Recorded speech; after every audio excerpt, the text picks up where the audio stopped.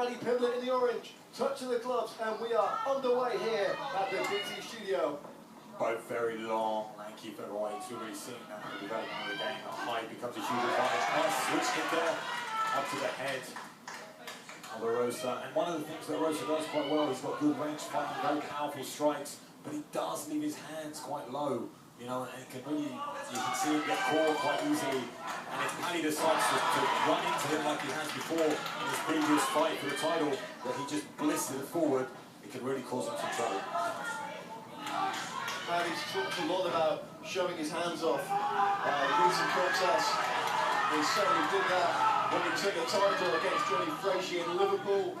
Can he do it against someone who, with all due respect to Johnny Frazier, is a little bit more of a well-known striker, perhaps a bit more of an orthodox striker than Johnny Frazier, and of course has that range as well. And there's that overhand there, yeah, has that range. They're both long and tall and lanky, but you can see the face on the face of Rosa. He's wearing the mark now, doesn't keep his hands high.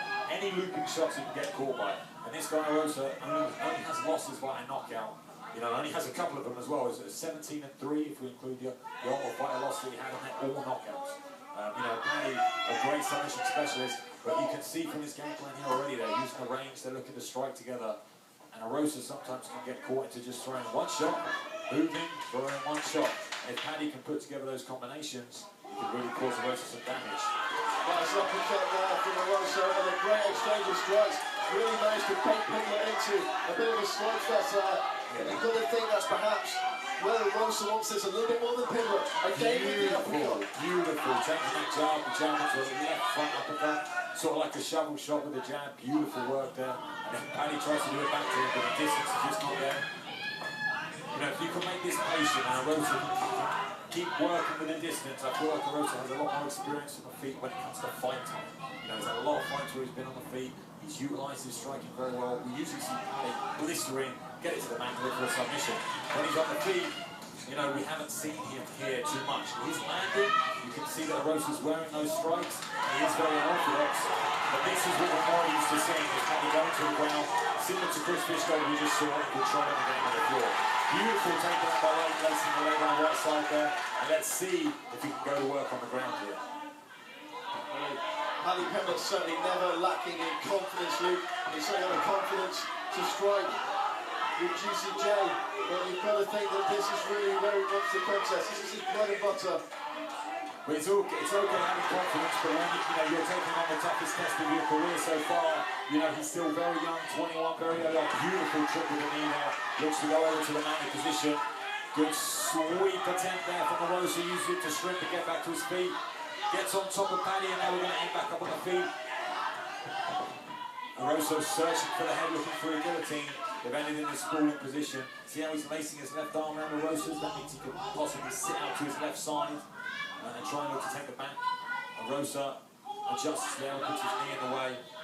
Paddy doesn't mind going to the floor, so he manages to kind of pull guard there. But his underhook arm is trapped. And Rosa really stifling the game here of Paddy Pimblett. Well, we've seen Pimblett fight from these positions before. A little bit of trash talk between the two fighters there. Featherweight looking at credible space and throwing an elbow down. And you know, like we said, Paddy has really captured the nation and he's had some great performances. But this is the key performance for him. Beautiful takedown there. But you know, the whole world is watching now. We're on UFC Fight Pass and he gets to put it together. Manages to scramble to the back of his opponent, and this is where Paddy Pimblett comes alive. He's on the back, has two hooks. His legs are crossed over. Sometimes that can lead, you can look for an ankle up there, but that's not going to affect the legs of Paddy Pimblett. He's in deep here, and you've got to think this is where he wants to be, and he's managed to get there. And Juicy J needs to make something work to get out of this position. Paddy Pimblett very much at home here. On his opponent's back.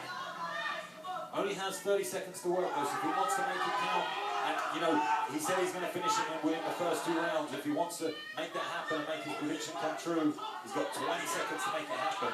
Good hip pressure here, but Rosa turns it very well on the back. Lots of little games going on here. There's the fight of the hands to try and control the wrists, and there's the fight of the legs to control the waist. So Paddy's got to keep those legs wrapped up and control the waist. He's also got to look to attack the neck, control the hands, and Rosa's got to try and alleviate both positions. loads of little games going on. Great work by both men.